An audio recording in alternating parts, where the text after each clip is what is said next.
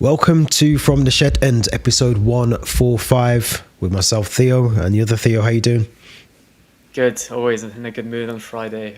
Bit windy here in London. I've been catching up with all the Australian Open over the last week when Yeah. I've been in between work calls and football matches. But yeah, I'm good. Looking forward to dare I say, I'm looking forward to the game tomorrow. I feel like anything could happen in this type of game, but yeah, I'm good. How are you doing? Yeah, no, I'm good. Like you, the storms are battling away. It could work in our favour. You never know tomorrow at 5:30. But no, I'm good. Obviously, always good to record on a Friday. Looking forward to a lot of football coming up. Talking Chelsea today, of course, as always. So if you're here, if you're new as part of the channel, make sure you subscribe. You like the videos.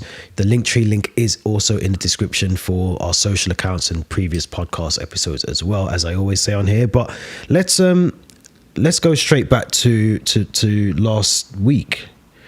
Last week's game feels like a lifetime ago.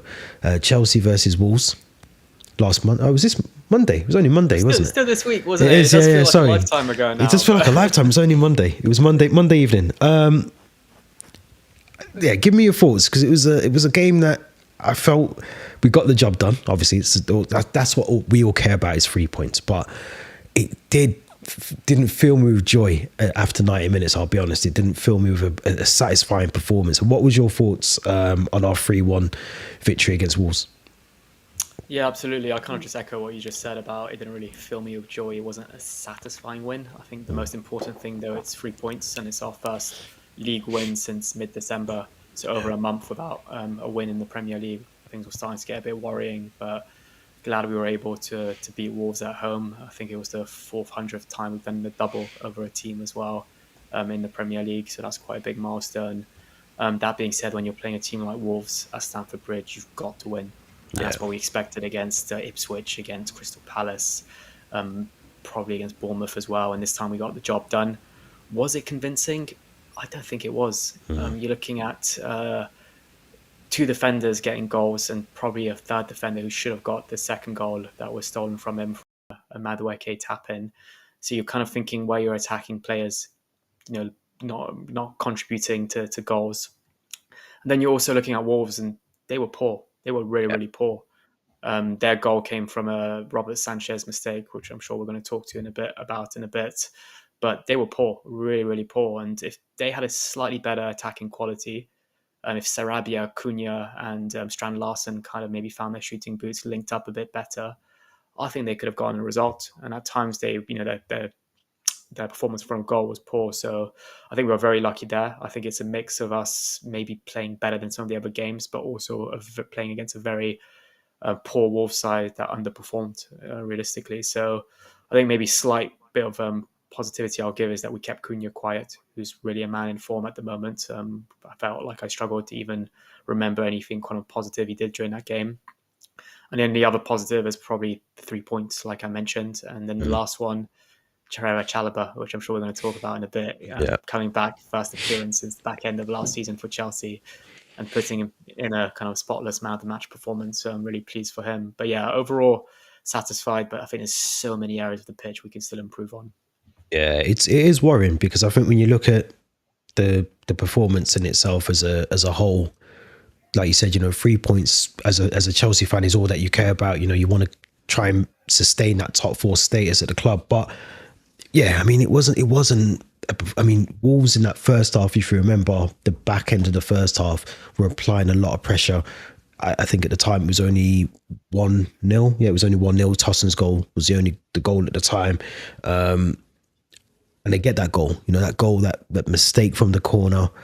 Something that I think Maresca even referenced in the press conference earlier on this morning was that, he wants his goalkeepers to command their their box. He wants to be able to command it and punch the ball, have a good distribution. But we're seeing it time and time again now. I think that's 4 mistakes leading to goals for Robert Sanchez, and it's just, those things are alarming for me. Even in the second half, I still thought Wolves, yes, they didn't create as many chances as they should have done, but you come up against Liverpool, you come up against Arsenal, you come up against Man City, those are the sort of teams that will punish you. I think we got away with one on Monday. Good to see Reece James back as well. Reece James, I thought it was good that he got the minutes, and I think to play, I was going to say maybe 70 plus minutes, was it? And did he come off? 77 minutes. So he got 77 minutes into the game, and to have him play that, he's going to be crucial on Saturday, which we're going to get into.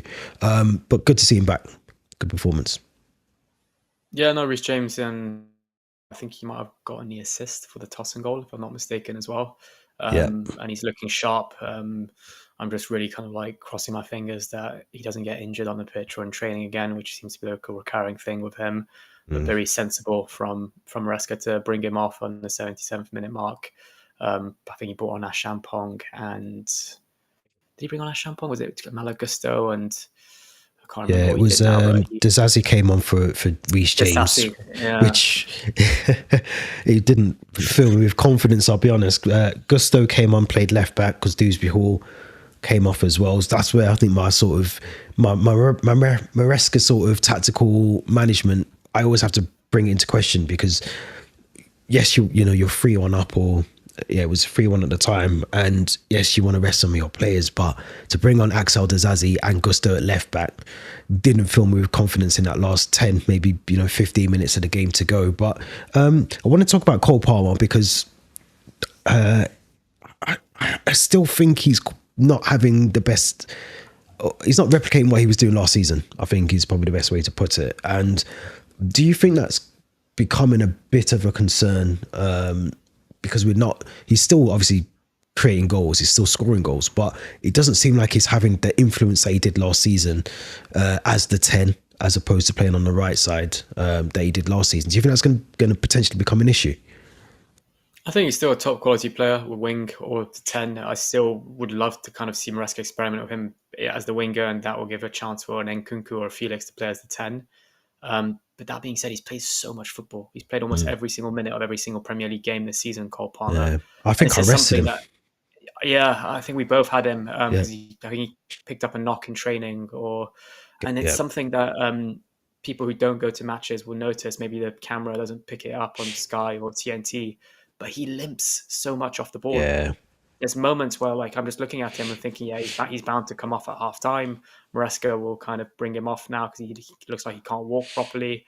And then somehow he just soldiers on, which is not very positive, because it means he's fighting through some kind of pain or some kind of discomfort. And this is when, no matter how important he is, whether it's a Lionel Messi back in 2010 or Erling Haaland or Kevin De Bruyne or Saka, if a player's walking with discomfort and not able to kind of make the runs or apply his first touch properly, then you bring him off and you bring a fresh player on. This is something that I think Maresca needs to do better, is regardless of who the player is, no matter how important they are, then he needs to bring them off if they're fatigued, they're injured, and also just give them a rest as well. And that's something I think Palmer's struggling with now, is just playing too much football and fighting through some kind of discomfort. And there's moments where I feel like he kind of fades away in the second half more than the first half. We saw it against Palace, got his goal, then was pretty much in that, not doing much in the second half. Same thing against Bournemouth as well. Scored his goal in the first half and then kind of faded away in the second half. So Maresca shouldn't be afraid to hook him off if he's just not really kind of performing, and especially when you've got players like Sancho, Neto, Felix, and Nkunku on the bench who can come on and kind of have an impact. Yeah, we definitely did. I was thinking back, we rested him for this game in our predicted lineup just because he, like you said, he's played a lot of football. He's almost theoretically the first name on our team sheet pretty much every single week. And he took some knocks, he took some kicks in that Wolves game very early on in the game. I can't remember who it was, but he was just too skillful for the player, and hooking at his ankles. And anyone who's played football, especially on a cold night as well, someone takes your ankles out or they clip the back of your Achilles or whatever, it's going to be sore. You're going to feel it, and you're getting those knocks constantly throughout a season. I would say he's playing through an injury 100%. I think he's clearly got some sort of knock or underlying issue that he's probably getting maybe injections for, or he's just managing how he's able to manage it whilst he's playing football. But eventually that's going to creep up and catch up with him. He can't. Yes, he's young, so his body's probably recovering a lot quicker. But as he gets older, those injuries going to become a bit more longer. He might be out of the game a bit more and miss a few more games than he's used to missing beforehand. So we have to be careful. And I think for me, he's good. He obviously hasn't been part of the Conference League squad, but you would assume, the latter stages of that, he's going to be involved in it essentially as well. So we do have to be careful of Cole Palmer. I want to quickly again talk about Pedro Neto before we move on from the Wolves game, because I don't think he had the best of games against his old club. Played a lot of it on the left side of the attack on Monday night, but I would have liked to have seen him on the right side. I don't think Noni Madueke, as I always say, I know he got the assist for Cucurella's goal, I think it was, but I would have liked to have seen Neto maybe on the right side. What do you think? Do you think Neto just was a bit quiet on Monday, or was it the fact that he was playing on the left and he potentially prefers to play on the right side?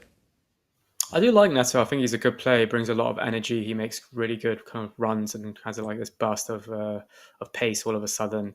But sometimes it's just that end product that he lacks. And it kind of reminds me a bit of a Jeremy Doku at Man City. He does all of these tricks and flicks and kind of gets past players and then seems to just want to cut it back and pass it backwards, or really not really penetrate into the box. But yeah, quite an ineffective first half from him. And I think he was brought off at halftime, if I'm not mistaken, or slowly after the beginning of the second half. And I'm sure he would have wanted to kind of have an impact against his former club. But I'm not too worried about Pedro Neto because I know he's a top quality player. Yeah, he is. We're going to talk about transfers and incomings very shortly. But before we move on, Big Trev back at Cobham, where he belongs. What a sterling solid performance he put in. I think it was like minute 4, maybe minute 5, he made this tackle, and I just thought he set the scene, he set the tone of the game defensively. And one thing we have to credit Trevor Chalobah for, not because he's just gone back to the team and he's got on with what we know he does very well, but he looked like a leader in that back line on Monday night. He looked like a solid leader. We know that we've been talking about it on the podcast for many weeks, but he looked like someone that will be able to galvanise that back 4, back 5, whatever we end up playing eventually. But what was your thoughts on Trevor Chalobah? Man of the match worthy performance? Yeah, well deserved man of the match, and I think it just shows the kind of professional and athlete he is, slotting back in defence, having not played for Chelsea since the back end of last season. Never had a partnership with Tosin either, and they look really comfortable, the two of them together. And I think that tackle you mentioned just set the scene as well. I think like the Wolves player had just gotten ahead of him, and somehow it's this last-ditch tackle that wins the ball back. And really, those Chelsea fans always celebrated that like a goal. But yeah, top-class performance from Trevor. I feel like he just got the job done, especially considering everything that happened last summer, where he wasn't allowed to use the first-team facilities. He wasn't taken onto the pre-season tour to the USA. He was almost forced out of the club, trying to find a solution for him to go out permanently. And in the end, we had to settle for a loan to Crystal Palace. And then we even gave away his shirt number 14, to Joao Felix. And then I was reading about this last week, but I think the number 14 has some kind of links to his mum, so it's quite a special number to him. But yeah, I'm sure he's doing Gallagher proud wearing the 23 at the moment. But yeah, really good performance from Chalobah. I'm still worried that we're just kind of brought him back to kind of make up the numbers, and then in the summer maybe this will just increase his value so we can try to find a better suitor for him. But in the meantime, we can just enjoy the next 6 months of Trevor Chalobah, because I still stand by this and I'll die on that hill. I think he's our best centre-back. He's our most fit centre-back, and he's also our best performing centre-back. He's the most reliable as well. I think when you look at the performances, leading back to when he first broke into the senior squad, there isn't many where you can... I think the only one that always strikes out at me, maybe that's because we was at the game together, for the Liverpool game a couple of years ago, when he made one mistake. I think it was a goal that Mane scored. But there's not many other mistakes that you can see in Trevor Chalobah. He looks very confident on the ball. Even on Monday, he's played as a left centre back, the left-sided centre back. So he's not like, again, unnatural position for him. I think he's more suited playing on the right side of the centre back partnership. So look, I mean, if we had any common sense, we would keep Trevor Chalobah, even if we do go and bring in a more experienced centre back in the summer. I don't think it's going to happen in the next 8 or 9 days, whatever's left of this transfer window. But if we go and get one in the summer, I still think logic tells you to keep someone like Trevor Chalobah in and amongst that dressing room, in and amongst your centre backs, There's a lot of talk about Dizazi leaving. Badiashile hasn't really cemented himself as a solid centre back for us. Fofana can't keep himself fully fit for a season, so it leaves you with limited options. But I also could see him leaving as well, because I think the club will, from a club's perspective, they just see it as now as a business, as we've spoke about it before on WhatsApp and on the podcast. They just see it as a business, so pure profit. You know, they're thinking, you know, cash in while we can. And maybe that's one of the reasons, and I'll ask you this, but do you think that's, like you just said before, this is one of the reasons why they've recalled him, put him in a shop window? Like you said, suitors will come in and look at him. Maybe Crystal Palace might effectively try and put a bid in on a permanent basis for him in the summer. But it would leave a massive gap, I think, if we lose Trevor Chalobah on a permanent. Just looking at those centre-backs we've got. Do you think he I mean, what's the likelihood that you think he will leave in the summer? Do you think it's a very high chance? I think it's an extremely high chance. I think the new ownership just seem to look at these players almost like kind of pawns in a game of chess, and how they can kind of use them to better their business in a way. And that's what we saw with Gallagher, what we almost saw with Chalobah, what I'm sure, and it's sad to say, but we might see with Tyreek George and Ashampong further down the line as well. But one thing I will say about Chalobah is I think he's a great professional, and he's our best performing defender. And I'm going to we can come back to this in March, but I think he'll be called up to the England squad in March. I think we're playing Albania, and I need to double check who the other team is. Some Euro qualifiers, World Cup qualifiers for 2026. Thomas Tuchel, the new manager in charge of England. And if we remember, it was Tuchel who kind of included him in pre-season in 2021, and kind of gave him his debut for Chelsea as well. So yeah, I think he'll be in Tuchel's England plans for sure, and that will probably increase his value as well. I want him to stay. I mean, I've always been sort of... I agree with everything you said. You know, I do think he's definitely going to be one of the first names on the top of a list of outgoings at the club in the summer. But like I said, if the club have got any sort of sense, because the sporting directors, the transfers that we're making just don't make any sense to me at all at the moment. And, you know, we have got Anselmino obviously still to come as well, a young centre-back. I think we've just signed a 16-year-old centre-back as well, I think maybe. I don't know if he plays defence actually, but we need experience. We need leadership. We need someone that's proven, you know, played in the Champions League before for us, you know, played in the Premier League on a consistent basis. And that's Trevor Chalobah.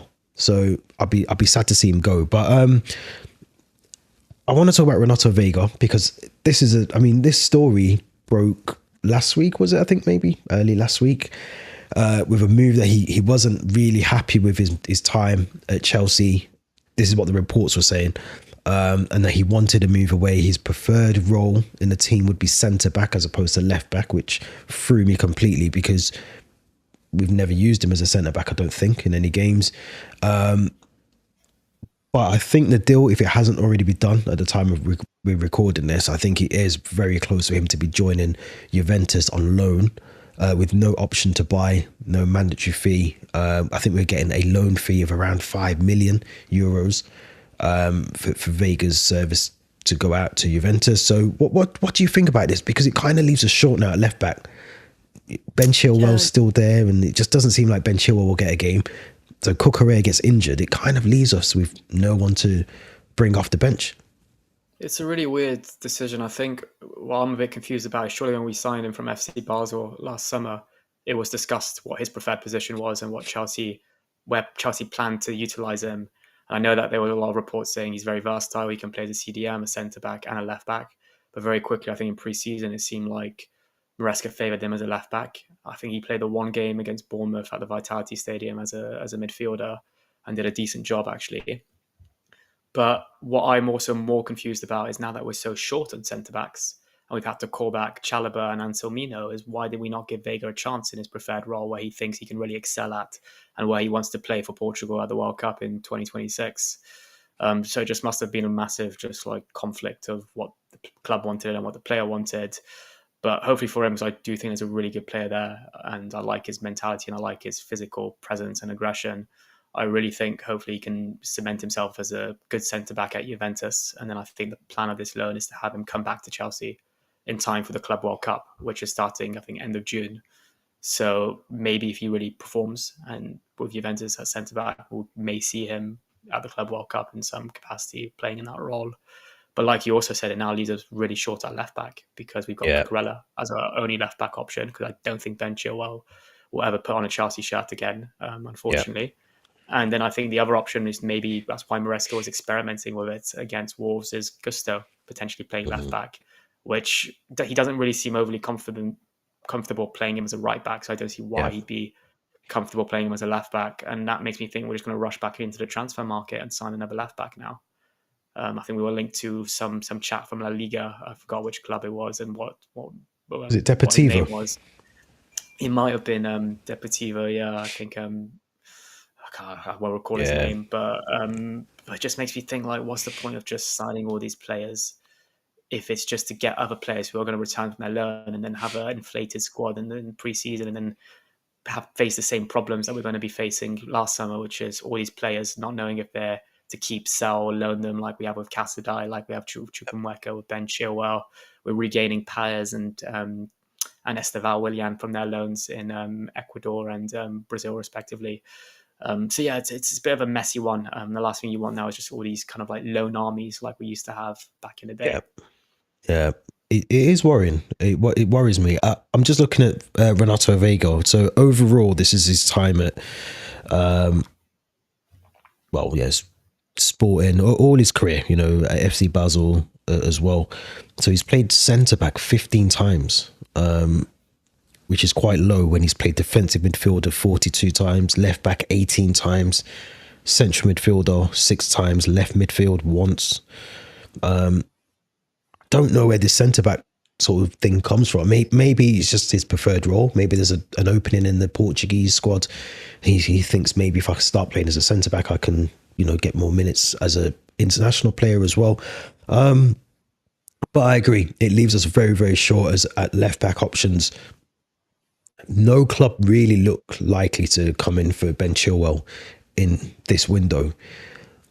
I think Maresca, and I don't think he'll do this because I think he comes across very stubborn at times. He doesn't, his way or no way method. But I think he would have to look at bringing Ben Chilwell back in from the cold. You'd have to, because I think if, like you just said, Malo Gusto isn't getting minutes as a right back. So why would you shift him to a position that he's obviously not really that familiar with in terms of playing more so as a left back? Why would you do that when you've got a left back that hasn't actually done anything wrong to not be in the team in the first place? When you think about Ben Chilwell, it's just that the manager doesn't prefer him. He's never really put in really bad performances.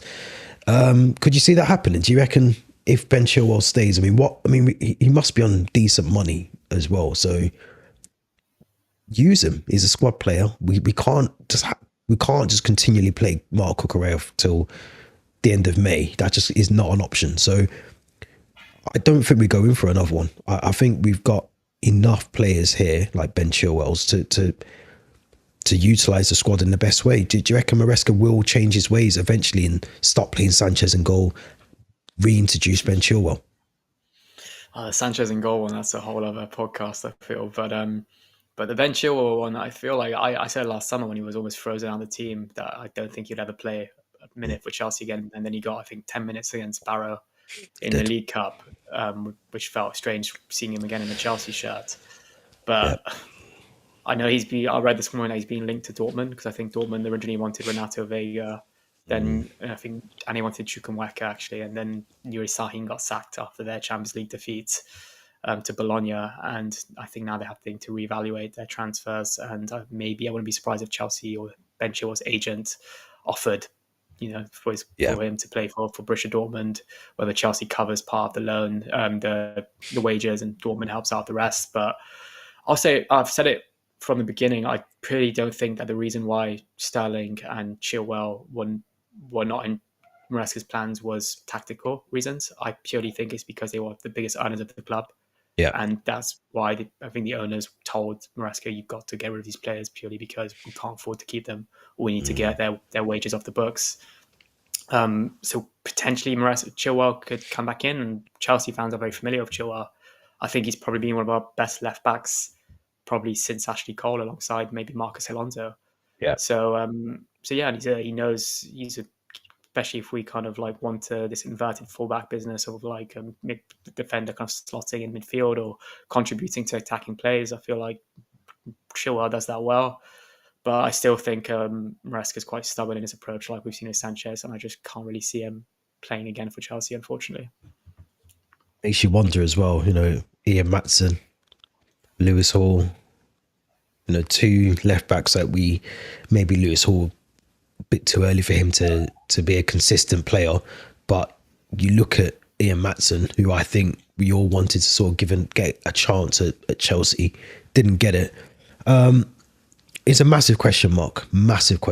And you would hope allowing Veiga to go to Juventus, which is looking likely more and more as the time progresses, that will happen, that we will address that issue. Because I think we spoke about Cole Palmer and the potential injuries to him. If Cucurella picks up a long-term injury or a suspension, it could derail the remaining part of our season. But one player that we are very linked with bringing in, Garnacho, he just again threw me. We need a goalkeeper, we need a striker, we need a centre back. So we're going to go and buy another winger from Manchester United. Overinflation in the price. I think they're talking 60 million in that region. Obviously, connection to Enzo Fernandez, both being Argentinian. What's your thoughts on this transfer if it goes through, which is very, again, likely that we will sign him? It makes zero sense. It really makes zero sense. Like you said, if we are to kind of spend the money in January, a goalkeeper, a centre back, maybe a left back now, a centre mid, potentially a striker, but a winger? It makes zero sense. We lost Mudryk to his ban, and we've coped fairly well with him. We've got Sancho, we've got Madueke, we've got Neto, we've got Joao Felix who can play there. We've got Palmer who can play there. We've got Tyreek George now. And I really feel like signing this player like Alejandro Garnacho would really kind of throw a spanner in the works of his development at Chelsea and prevent him from really getting some first team football. And for the price as well, for what it would do to Manchester United, which would be helping a direct rival with, financially and giving them pure profit to them, essentially, to help them out, get out of the FFP. It doesn't really make sense. And answer me this question very honestly. Do you think he's a direct upgrade on a Sancho, a Neto, or a Madueke? I don't. I don't. I think had we not got Sancho, I would kind of be a bit more, I understand it a little bit. And I do to an extent, but the names you just reeled off tells you there's enough cover. It's clearly not a priority for us. And I don't think he's that big of I don't think he's an upgrade at all, actually. He's not even a bit. He's not an upgrade to any of those players. I don't know. I don't trust these owners. I don't trust the sporting directors. I don't trust the owners. They've not filled me with any joy that they have the club's best interest at heart long term. This feels like one of those ones that this is probably one of the more, this is in the bracket of we won't get a profit from this sale. If we was to move him on in a couple of years, we would probably sell him for a lesser value than we paid for him. I think we're doing the same for Cassidy. I think I might have got that wrong, but I think we're losing out on money on him as well. I just don't see it. And I always look at the other fans, the fan base and the clubs where we're buying these players from. And if the fans are sad that the players go in, they're devastated, it means we're normally getting a decent player. If the fans are clapping their hands because they can't wait to get rid of him, it kind of tells you that, the club are willing to let him go. Why would a club let him go if he was that good? Yeah, absolutely. Like when we were linked to Kobbie Mainoo, that made more sense given kind of how Lavia's made of paper mache and we need an extra body in midfield. And I do really rate Kobbie Mainoo. Yeah, he's good. It just doesn't really make sense. And I was watching the United Rangers games in the Europa League last night, and I kept a close eye on Garnacho purely because we are being linked to him now. And he didn't do much. He really didn't do much. And he doesn't. He kept trying to cut in and shoot and just directly into the palms of the goalkeeper's hands. But but yeah, just very ineffective. And I just don't really see him kind of contributing to Chelsea and getting us to really push into top four and becoming serious title challengers. And I think a player that would do that was a world-class number 9 and a world-class goalkeeper and potentially a world-class centre-back. But is Garnacho any of that? No, he doesn't even play in those positions. And he's pretty young. He's pretty, I don't know, I think he's done well in an average United side at times. But is he a player that's going to offer you goals, assists, and kind of win you games? No. So I just feel like if we can miss out on this and let him go to Napoli, then I'll be more than happy. I was going to say, Conte's trying to do us a little favour over in Italy, isn't he? I think he knows he wants one of two. I think it's Adeyemi. I think he wants also from Borussia Dortmund. So I would say that they will sign one of those two. I know they play different roles, but I think in terms of what the money they have to spend at Napoli, they'll probably go for one of the two of those there. But look, I mean, if we pay 60 million for Garnacho, we can't complain. Well, we can, but the majority of fans, if they're happy with this signing, can't complain if we've still got Robert Sanchez in goal. If we don't go and get a really good goal scorer in terms of, I don't know, a Gyökeres or a Osimhen or whoever, if we don't go and get a midfielder, if we don't get a left back, we can't complain because we're just squandering money. It's just pointless. I would much rather we even try and utilise Christopher Nkunku on the left side before we go and buy Garnacho, or we use we've got, like you said, Jadon Sancho. Tariq George can play there. I'd rather see Tariq George play ahead of Garnacho, just because one, he's not costing us anything. He's come through the youth team. It makes more sense, and we can utilise that 60+ million on a centre back, on a goalkeeper, on a striker.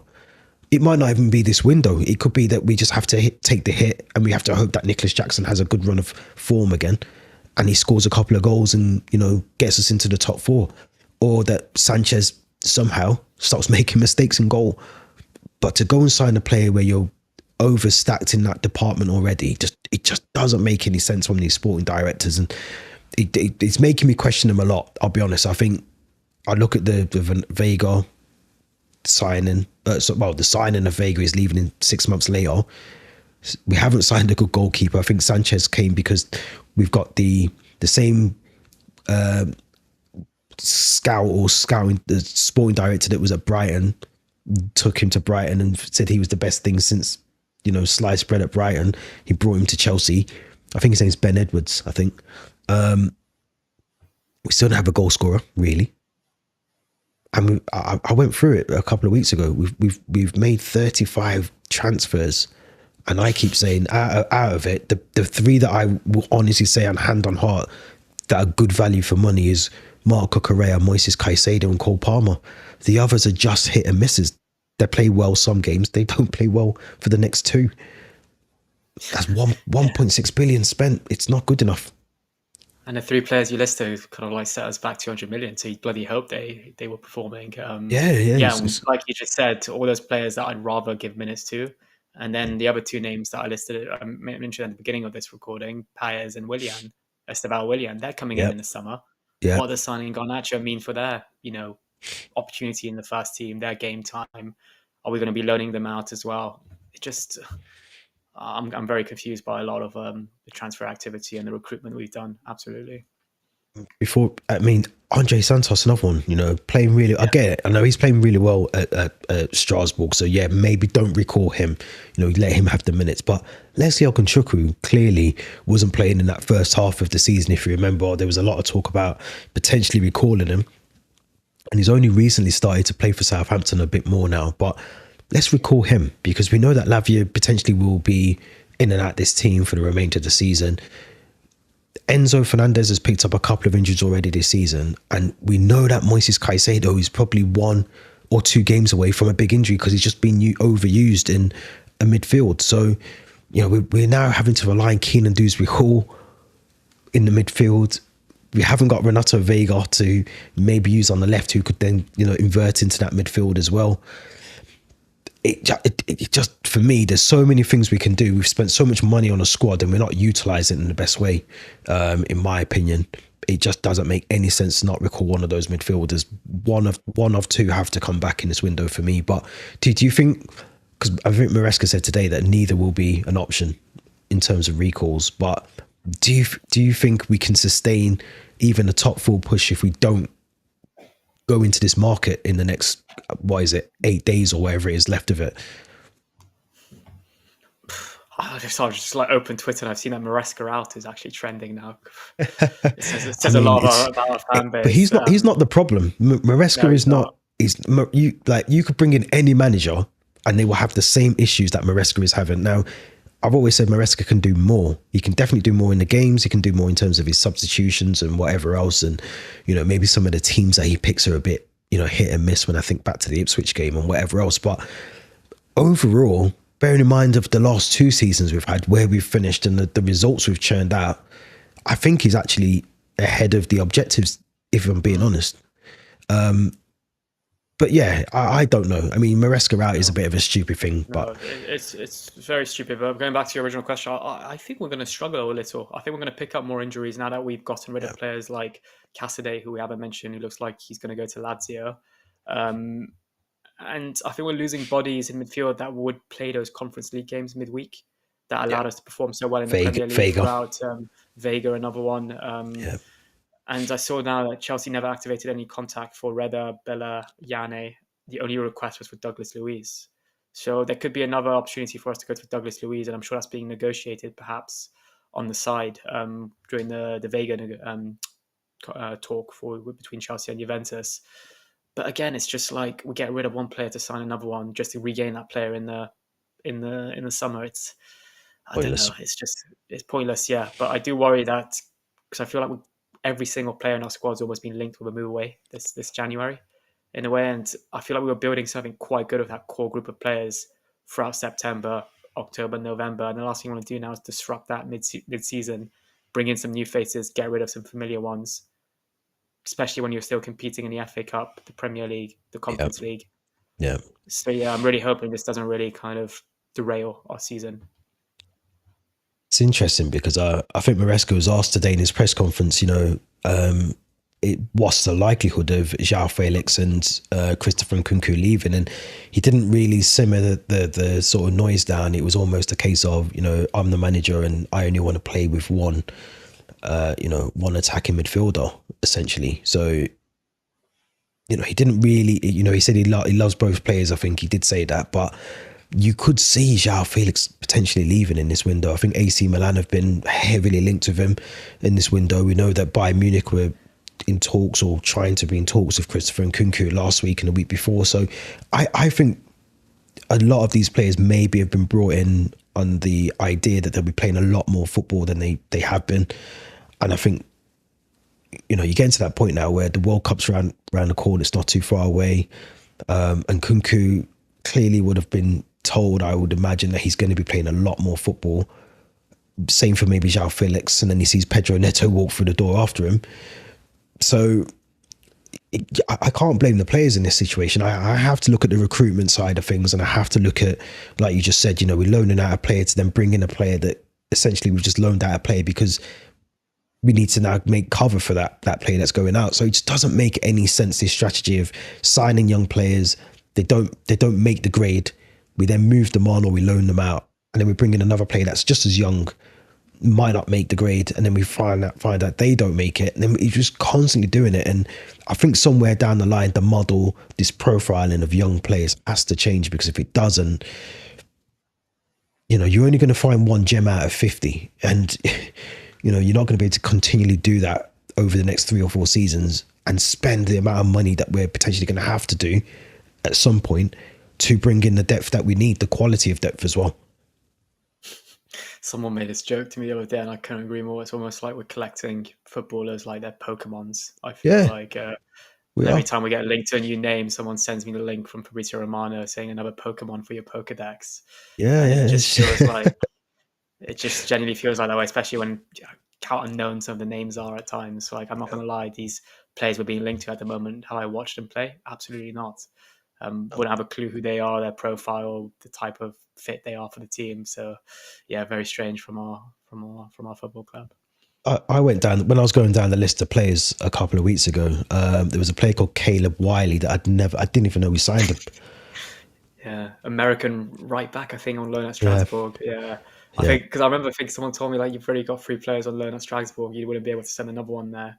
And I yeah, was like Petrovic, Andre Santos, and who was the third? And like you, I yeah. saw this Caleb Wiley name, and I was like, who on earth is Didn't that? And didn't even then we've know we got signed him. no, we've got Amari Kellyman, another one who we completely forgot He about. was, I think he was like 90 million from Villa. Yeah, and then I think a Jamaican guy called Whispers, Yeah, something like that. we have. You're right. Yeah, The so fact all that we these just don't know their names. names is telling that we're just signing these young kids to just try and make a profit, and that's great. You can do that for one or two of your signings if you think there might be the next wonder kid out there. Then that's perfectly fine to do that. But whilst you're doing that, you also have to build a squad for today and tomorrow. At the same time, you have to bring in a quality that's going to get you into the Champions League, that might attract more of those wonder kids to the club. But if you're just bringing in all these wonder kids and you haven't addressed any of the issues that are clearly happening at the club, and it's then putting the manager under pressure, the manager's then having to be backed against the wall and play Robert Sanchez in goal, continue with Nicholas Jackson, even though he's showing signs of bad form at the moment, you're still having to continue with him because you haven't got another option. You're putting a manager under pressure unnecessarily, and then you go and sign Garnacho. That just doesn't make any sense to me, because even if you went and got Liam Delap, which I don't know how much it would cost, or Evan Ferguson on loan for the remainder of the season or whatever, that would make more sense to me, because that you need another outlet in front of goal. You go and get yourself a goalkeeper. You mentioned the guy who went to Liverpool. We could have signed him. We could have signed him. He was there for the taking. I know you spoke about him even before Liverpool signed him, and you was adamant, we should be going for him. So the recruitment's just been poor. It's been so poor. And I think similar to Liverpool, the fact that we're in the top four, the fact that there was talk about title race a couple of weeks ago, I think it covers over some of those cracks. When we win 3-1 against Wolves, I think it covers over the cracks. But the signs are there that in the summer, if we don't address these things, next season is going to be just as bad as the season under Pochettino and Graham Potter for me. Yeah, I find it's just, I did literally, as you were saying, mentioning goalkeepers there, we're saying we need to sign another goalkeeper. I think we signed 5 goalkeepers under Bluco. Yeah, Mike Sanchez, Penders is the last one as well. Petrovic, Jorgensen, Slanina, Mike Penders. I think that's Yeah. 5, and I'm sure I'm forgetting one name. And now we're still saying we need to get another one to strengthen. Yeah. It's like the you centre said, backs. like the centre backs, and like you said, only the 3 players you listed, Cucurella, Caicedo, Palmer, arguably the only 3 successful signings. Maybe Enzo as well. Let's throw Enzo in there, but maybe Enzo. I'd potentially say Gusto, given his first season and how he performed then. But yeah, other than that, I think all the others have flopped. All those first summer signings: Koulibaly, Sterling, Zakaria, Aubameyang, massive flops. I Mudryk, forgot about I that. think the flop of the flops. Yes, I would even place Lavia as a flop given his injury record. Yeah, he's got to. The price we paid for him, and he's not value for money at the moment. So Fofana, another one. Fofana's another one. More injured than fit. David Datro Fofana as well. We've got to put him in there. I forgot about him. So there's so many. Like I think when I went through the list, it was actually mind-boggling that we made 36, but I think one of those was João Felix loan plus João Felix signing. So can't really count. Maybe we can count it twice, because I think we paid 9 million for the loan fee, I think, as well. So to spend that much, and it's not about the money as well, because you could spend that money, 1.5 billion, you can spend that. Arsenal would probably spend just as close to that, or maybe United aren't that far away from those figures as well. But it's how you spend it and who you're spending it on. Go and get your spine sorted, and then build your young players, your wonder kids around it. At least you've got a couple of leaders in there. You've got your solid midfield sorted, and you've got your prolific goal scorer in front of goal. Get that spine sorted, and then go and get your 18, 19-year-olds that you want to then fit around the team. No one would have an issue with that. But to have this squad full of kids and expect them to play the whole season and not make mistakes and not have a dip in form and not want away from the club if they're not playing game time, it was always going to happen. So I think the recruitment just got to be addressed for me. It's a massive concern now for me. Has to be. Yeah, absolutely. And I think a couple of months ago we did that recording where we ranked all the Bowley signings in a kind of like a chart. I think we'll have to revisit it soon and kind of add some new names to that chart, given all the new signings we've probably made since then. Yeah, definitely. Let's move on to the game tomorrow, 5:30. It is the worst ground to go to for Chelsea this season. I think it's not been the best of times at the Etihad for Chelsea, as many Chelsea fans will know. Cup or Premier League, it doesn't even matter. We just can't win at the Etihad. Going into this game tomorrow, what's your thoughts? What's your understanding of potential? We know that Lavia's out. We know that Enzo is a massive doubt for the game.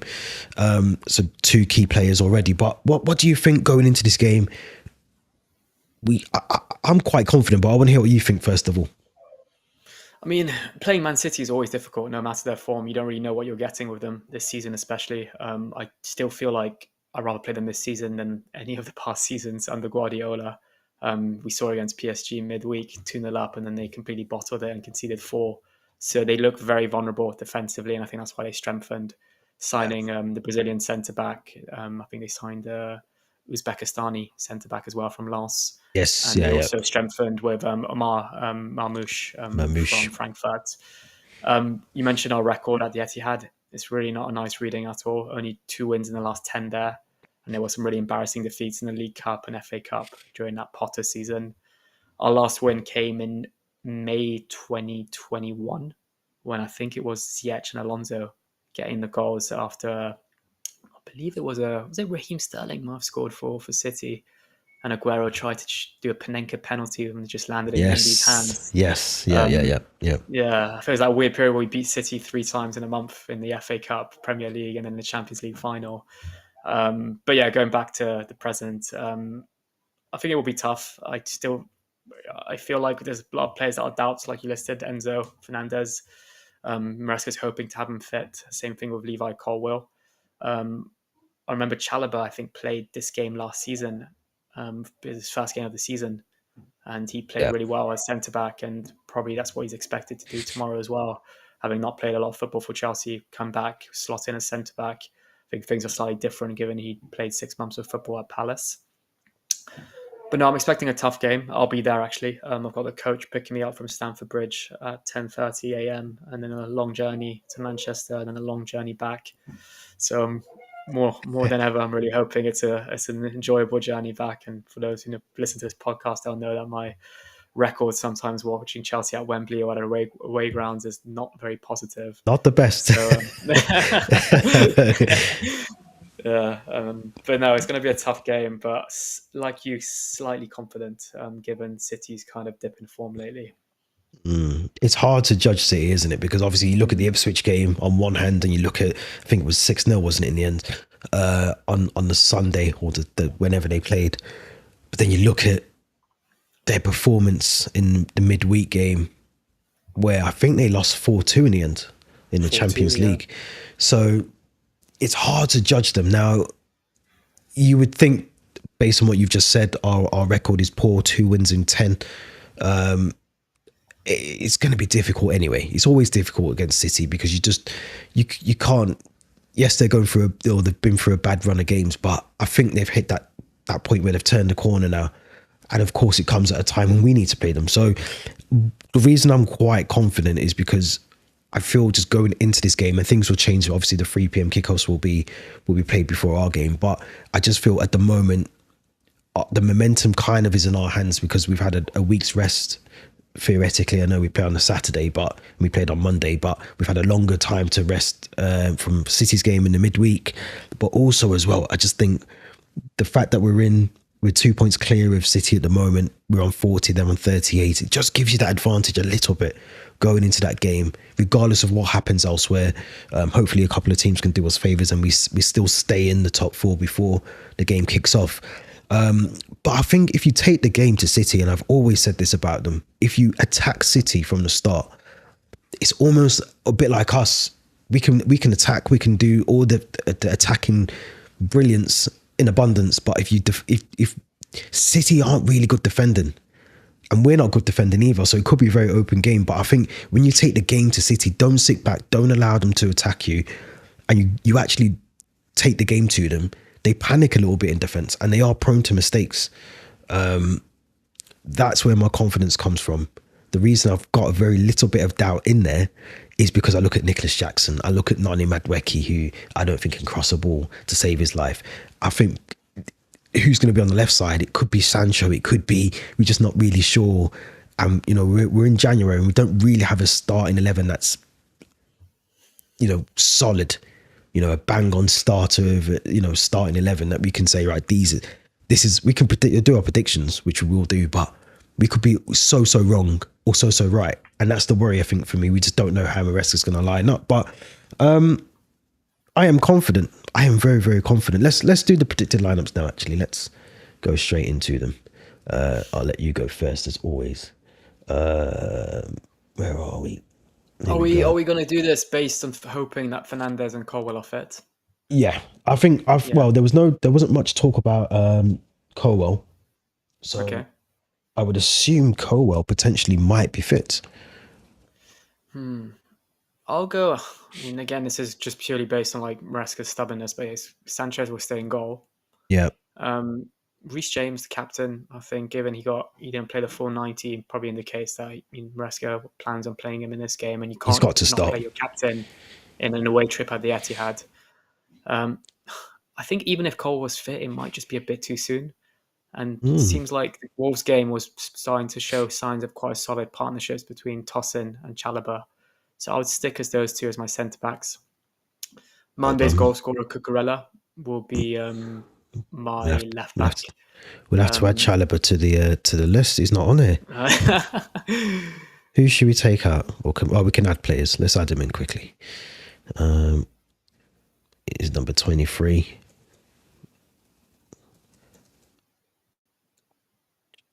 So let's add Chalobah. He should be in there. He's there now. Let's add him. Right.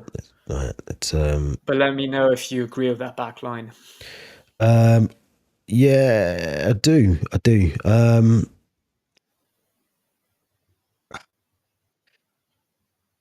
I'll let you finish first, actually. Okay. I'll let you finish first. I feel like Dewsbury Hall was actually fairly decent against Wolves. He got an assist as well. Yeah, he got an assist, a little flick of the head. He said Madueke can't cross. I don't think that's a goal for was it Cucurella if Dewsbury Hall doesn't flick his head. Yeah. So that being said, if Enzo's fit, I think I'd go with Enzo and Caicedo. Yeah. As my two centre mids. And we just spoke about him, but I was just getting so annoyed with Madueke against Wolves. I know he got his goal, but he stole it off Chalobah. He's just a very selfish player, always looking to shoot, not lifting his head. So I would drop him for this game and go with Sancho and Neto as my two wingers. And then play Jackson and hope that this is the game where he ends his goal drought. And Palmer in the middle. Palmer, sorry, I forgot to mention Palmer, of course. Yeah. I do slightly agree with that. I'm hoping we do see Neto on the right. I think it'd be interesting because obviously Reece James for me. Let's start from front to back. But yeah, Sanchez in goal for me. I agree. James is going to have his work cut out, whether that's Jack Grealish or Jeremy Doku. Phil Foden potentially might drift out there every now and again as well. Tosin and Chalobah, I thought played really well against Wolves, but I'm thinking Haaland, Mateus Nunes, Silvinho. I'm just thinking Foden. Do I really trust Tosin? And I mean, Trevor Chalobah, I think would be solid anyway. But I think I might change it, and I might risk Levi Colwell if he's fit. If he's fit, if he's not fit, then I agree with you 100%. Tosin, Chalobah would be the only two really that we can go with. Cucurella, I agree with everything essentially. And yeah, I think that would be my only change. I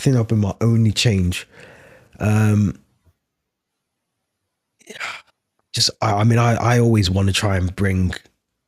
In fact, no. My other change would be this. Now I know he's not a number 9, but I think we need to try something different in front of goal.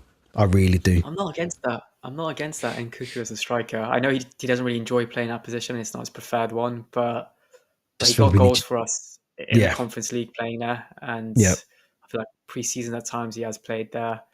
I think it was like the highest scoring Champions League games in the last decade, and it was a crazy game between City and RB Leipzig, where Nkunku, Leipzig lost 6-3, but the 3 goals that Leipzig scored were all from Nkunku.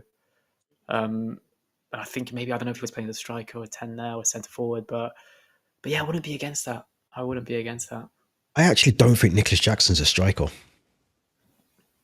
I think he'd be more better suited either as on where Sancho is currently playing off that left side or even off the right side. I don't think, I look at his profile and I don't think he's a striker. And I think this is why I would go over Nkunku, because I think, what are we losing by playing him there? What could we potentially gain? We could get a goal out of the game or 2. We never know.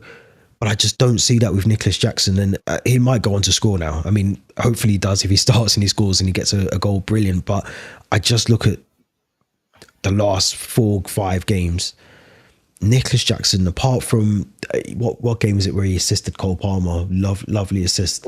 Bournemouth, the Bournemouth one. Yeah. So and that kind of feeds into what I'm saying. I don't think he's the striker. I think he's the one that can link up the play really well. He holds up the ball really well.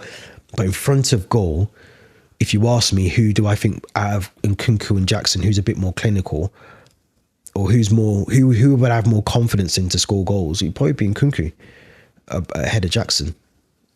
I think he doesn't waste as many chances maybe as Jackson would in front of goal. So that would be my lineup. But I agree with yours as well. I think, if Colwell's not fit, then of course we'd need to see Tosun and Chalobah at the back. I think the 2 in midfield speaks for itself. But again, Dewsbury Hall did have a really good game against Wolves.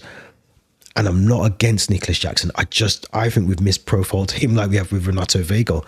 I just don't know if he's an out-and-out striker, or does he need to feed off someone? Does he need to be the person that he's the provider and he's, providing the assist to someone like to Christopher Nkunku? I just don't know. Yeah. I know that the goal technically didn't go down as Chalobah's because Madueke tapped it in on the line, but you look at that back line, they pretty much all scored in the last 2 games as well. Yeah. So they'll contribute from corners, set pieces. So I do like that if Tosin plays instead of Colwell, but if Colwell's fit, I do agree he offers a bit more maybe leadership. And Cobham Academy boy as well, so this fixture will mean a lot to him. Yeah. But I think both lineups are solid ones in my opinion. And what we will see as well, obviously, as always, we're going to see a lot of that, aren't we? We'll see maybe Fernandes getting forwards. I think Caicedo is the one that tends to sort of sit back a little bit more. Cucurella comes in, and we'll see obviously Colwell, who's confident in playing as a left centre back anyway. And I think that's why I'd probably prefer Colwell rather than Chalobah having to do that up against Haaland and Silvinho as well. And obviously I think Mateus Nunes potentially will be playing at right back for City now that Cole Walker's gone to Milan. But James is going to have to do, I think though, I would prefer a James, we're not going to see a lot of overlap, obviously Maresca doesn't like that, but a lot of James Neto partnership rather than James Madueke partnership. I don't think that would work for me as much. It's a good lineup. Yeah, it's good. It's a very, we say it's good now. Let's see if we're still in agreement if it was a good lineup after the 90 minutes. Well, you never know. I think as long as we put in a good performance, I think for me it's about the performance, it's about how we play, and it's about, like I said, when you take a game to Man City and you actually attack them, you don't give them time on the ball, you press them, you make it difficult for them just as much as they're going to make it difficult for us.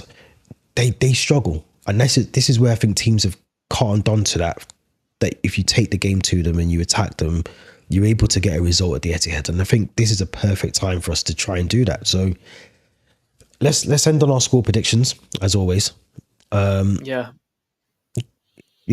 2 wins in 10. You mentioned something quite interesting, like bringing the game to City. I think teams just kind of respect them too much and allow City then just sit back and allow City to attack.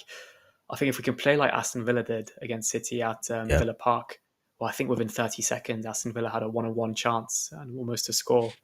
But it might have been Watkins or Morgan Rogers or Duran. Then I think there's a chance for us. But I still think maybe Maresca kind of would have, will have respect Pep too much, given they worked together. Said that in his press conference today. Yeah, I'm not he did surprised. say that. I would have liked maybe he said like, I know I can beat him, something like this. Just He offer a said bit more confidence. we're good friends off the pitch, and he's There just you got go. respect for City, and he's got respect for Pep for what There they've you done for go. him and all the rest of it. So, But I think we've got enough to get a result. 3 points, I'm not sure. But I think City will show some fatigue after the trip to Paris on Wednesday and the Sunday fixture. So I'm going to go with 1-1. Same kind of result as this fixture last season. I'm gonna go 2-1 to Chelsea. I'm thinking back to that Everton game a couple of weeks ago and how well Everton played to get a 1-1. Villa going there, getting a 2-1 victory.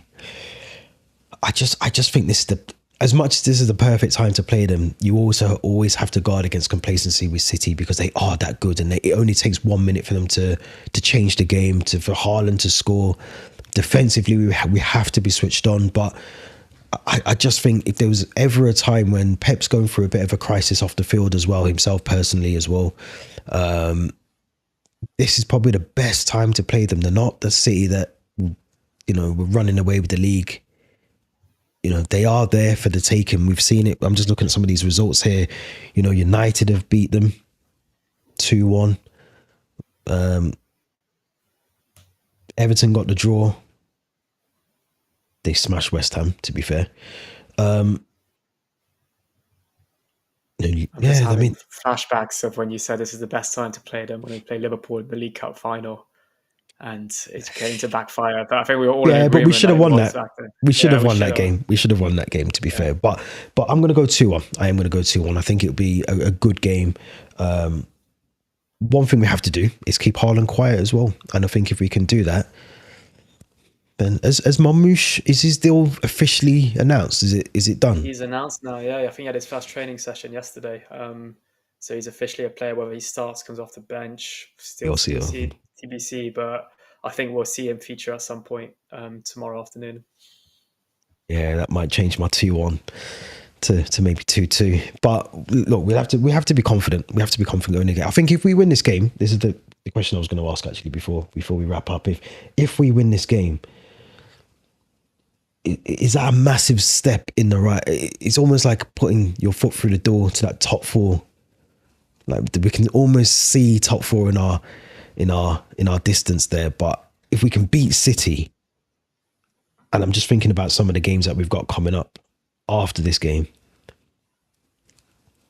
Let's have a look. So we've got City, West Ham. We play Brighton twice, Villa, Southampton, Leicester.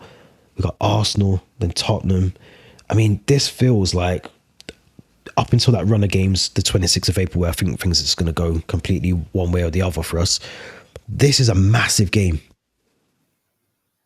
It's a massive game. It's a huge game. And also City have a huge game against Club Brugge in the Champions League next week. So they're probably going to be focused on that as well. Maybe rest some players, I'm not sure.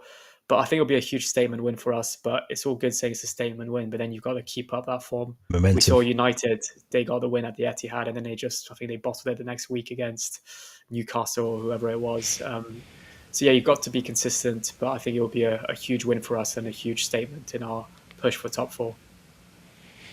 Yeah, I agree 100%. So let's hope we can get the result. Fingers crossed we get it. Theo, as always, thank you very much. It's always a pleasure. It's Friday. So enjoy the game tomorrow. Make sure we get the 3 points. Don't bring that bad omen to the Etihad that you've got at Wembley. Let's make sure we get 3 points from the Etihad, and we can get you back down to London, hopefully in one piece. You've got the marathon coming up as well. When's the Sao Paulo. Another marathon in April. So yeah, I don't want to be stuck in Manchester for longer than that, so I can resume my training. We'll talk about that next week. But as always, make sure you subscribe, make sure you like the videos. Don't forget to hit the Linktree link in the description as well. Thank you everyone for joining. If you've been here as a live or you're here afterwards, we will be back soon. Enjoy the weekend when you get to it. Thank you.